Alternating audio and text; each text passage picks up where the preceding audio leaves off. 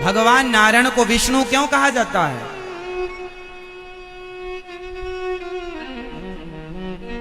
क्योंकि वो व्यापक हैं।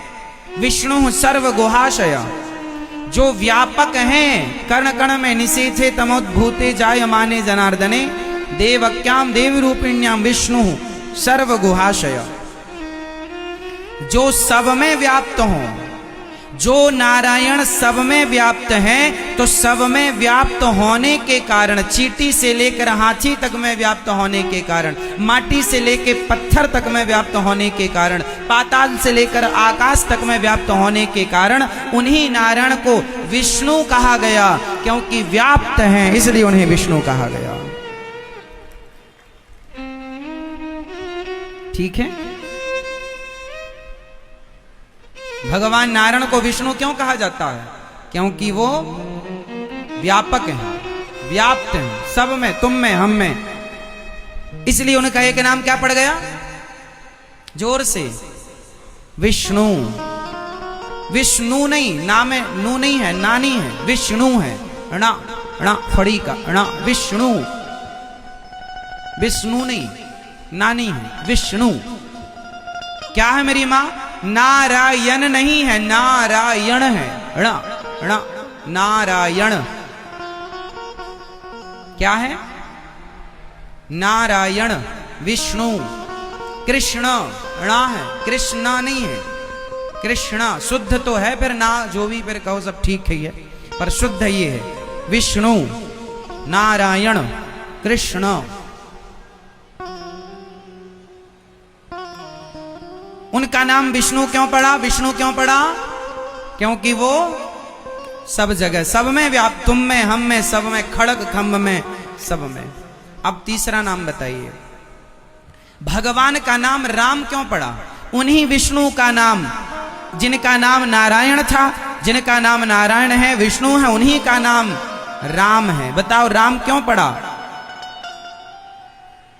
क्योंकि रमन्ते योगिनाम यस्य सह रामः, जो भक्त जनों के हृदय में, जो सबके हृदय में रमण करते हो, जो सबके हृदय में रहते हो, वो रहने के कारण, रमण करने के कारण उन्हें राम कह के बुलाया जाता है, वही नारायण।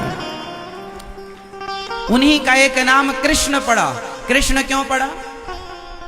कर्ष्यति इति कृष्णः, जिनके नाम को, जिनके रूप को देखकर, जब आपने नारायण का रूप देखा, जब ऋषि मुनियों ने भगवान को देखा, वाह कि क्या खूब लगते हो प्रभु, कितने सुंदर दिखते हो, जब भगवान को देखा तो भक्तों का मन खिंचा चला गया। तो जो भक्तों के मन को अपनी ओर खींच ले, कर आकर्षण कर ले, जिनके रूप में, नाम में आकर्षण हो, आकर्षित कर ले जो हमारे तुम्हारे मन को, इसलिए उनका नाम पड़ा कृष्ण। मन को अपनी ओर आकर्षित करने से, इसलिए कृष्ण। सबके हृदय में रमण करने से राम, और सर्वत्र व्याप्त होने से विष्णु, और क्षीर सागर पर नारायण। जो जल में सदा वास करें, जो जल में विराजे हों, जो शेष सैया पर लेटे हों और जल पर विराजे हों, जल पर शेष सैया पर नारायण, उन्हें जल पर विराजमान होने से उन्हें नारायण कहा गया। नार कहते हैं जल को, अयन कहते हैं निवास स्थान को। जो जल में जिनका निवास स्थान हो, जो जल में से सैया पर विराजे हो, उन्हें नारायण कहते हैं। तो ये नारायण है, उन्हीं का नाम विष्णु है, उन्हीं का नाम कृष्ण है, और उन्हीं का नाम राम है। वही सतयुग में नरसिंह बन करके आए, खंबे से प्रकट भये, नर की तरह उनका धड़ था, सिंह की तरह सिर था, इसलिए नाम पड़ गया नरसिंह। वामन बनकर आए, छोटे से थे, वामन अंगुल के, तो नाम पड़ गया वामन। गिरिराज जी उठाने से नाम पड़ गया, जोर से, गिरिराज जी उठाने से प्रभु का नाम क्या पड़ा? गिरधारी। गिरधारी क्या नाम पड़ा? गिरधारी। भगवान का मैया ने उखल से बांध दिया। उखल से मैया ने बांधा था भगवान को। आपने सुनी होगी कथा, 2 अंगुल रस्सी जब कम पड़ी तो मैया ने उखल से बांध दिया। इसके कारण भगवान का नाम क्या पड़ा था? दामोदर। क्या नाम पड़ा? गाय चराने से नाम क्या पड़ा? गोपाल। इंद्र ने भगवान को नाम दिया गोविंद। कामदेव ने भगवान को नाम दिया अच्युत। तो अनेक लीलाएं करते गए प्रभु और उनके नाम यशोदा पुत्र हैं, इसलिए यशोदा नंदन भगवान का नाम है। अब उनका एक नाम है सीतापति। सीतापति नाम क्यों पड़ा? क्योंकि वो सीता मैया के पति हैं। उनका एक नाम है, हम लोग कहते हैं सियावर रामचंद्र की, जो सिया के वर हैं, उनका एक नाम पड़ा सियावर। क्या नाम पड़ा? सियावर। हाँ, तो भगवान के नाम कितने हो गए? वो जगत के नाथ होने से उनका नाम पड़ा जगन्नाथ। बिहारी जी का मतलब क्या है? बिहारी जी, वृंदावन में बिहारी जी, बिहारी जी का मतलब क्या है? बता। बिहारी जी का मतलब है, पूरा नाम है श्री बांके बिहारी लाल की जय। तो बांके मतलब क्या होता है?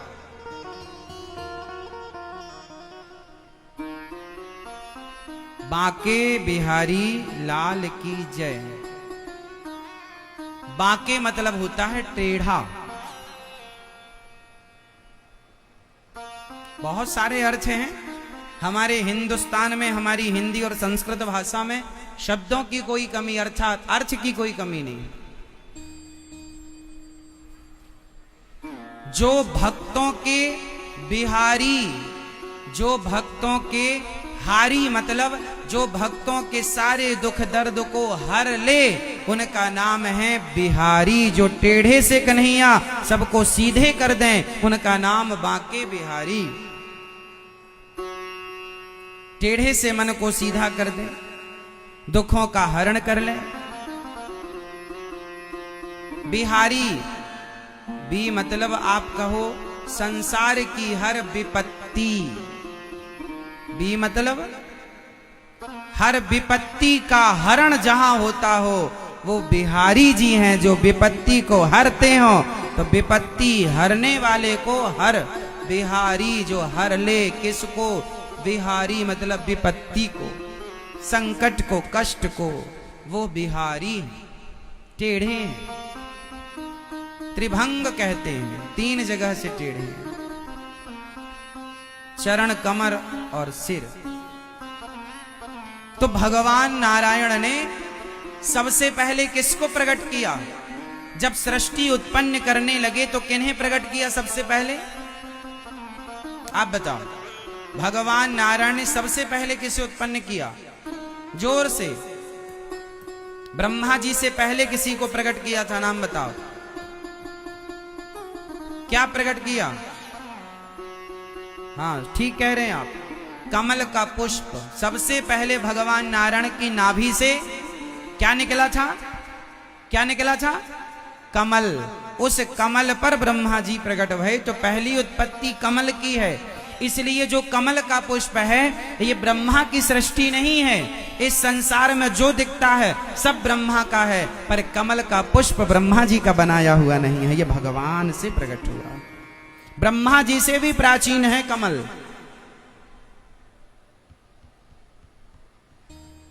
है ना?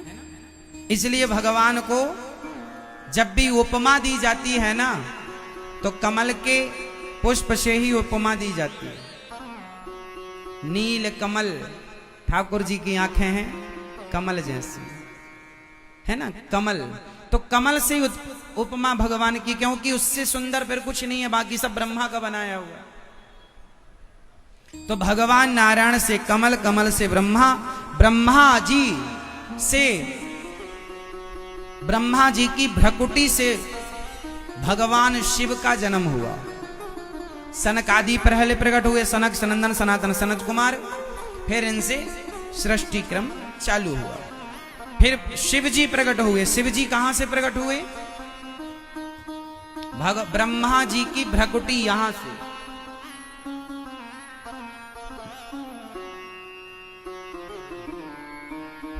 मस्तक जो हमारा नासिका के ऊपर का भाग भ्रकुटी इसे कहते हैं, जहां तीसरा नेत्र होता है शंकर जी का, वहां से शंकर जी ब्रह्मा जी से प्रकट हुए।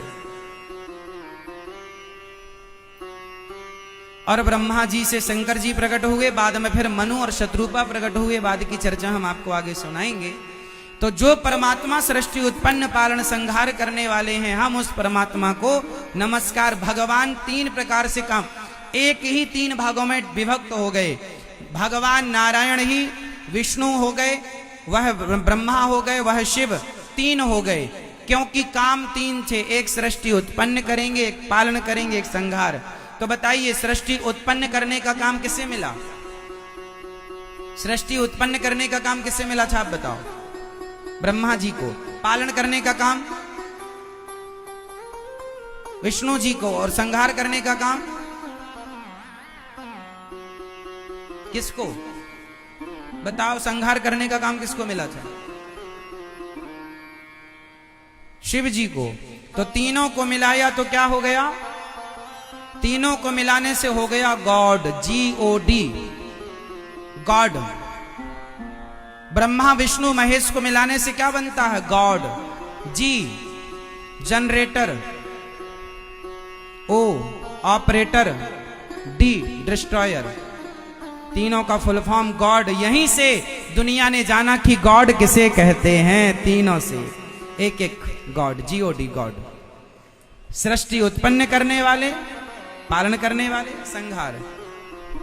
तो जनरेटर कौन कहलाए फिर? Generator Brahma, operator destroyer Shiva, Brahma Vishnu Mahesh. अब प्रश्न ये खड़ा हुआ कि क्या भगवान एक थे, एक हैं, तो तीन होने की क्या जरूरत थी?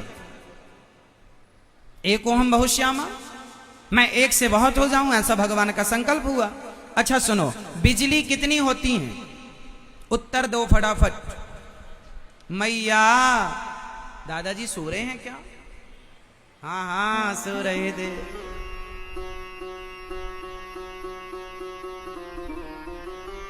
सुनो,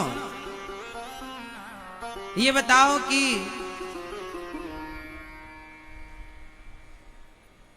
एक भगवान थे तो अनेक क्यों हो गए? बिजली कितनी होती है? बिजली कितनी होती है? बिजली कितनी होती है? बिजली दो, कौन कौन सी? बिजली कितनी होती है? बिजली एक होती है। एक ही बिजली तीन फेसों में डिवाइड होती है, फेस 1, फेस 2, फेस 3। बिजली एक ही है। वह एक बिजली बड़े पावर, छोटे पावर, मीडियम पावर में विभक्त हो जाती है। आप बड़ा ट्रांसफार्मर, बड़ी जो बिजली है वो 240 में कन्वर्ट करने के लिए ट्रांसफार्मर लगा दीजिए, आप कन्वर्ट हो जाएगी। तो बिजली एक होती है, पर एक बिजली से, एक तार से आपके घर की लाइट नहीं जलेगी, इसलिए तीन फेस में डिवाइड किया गया। तीन फेस को डिवाइड किया गया, क्योंकि मशीनें 3 फेस की होती हैं, ज्यादा पावर चाहिए मशीनों को, तो 3 फेस।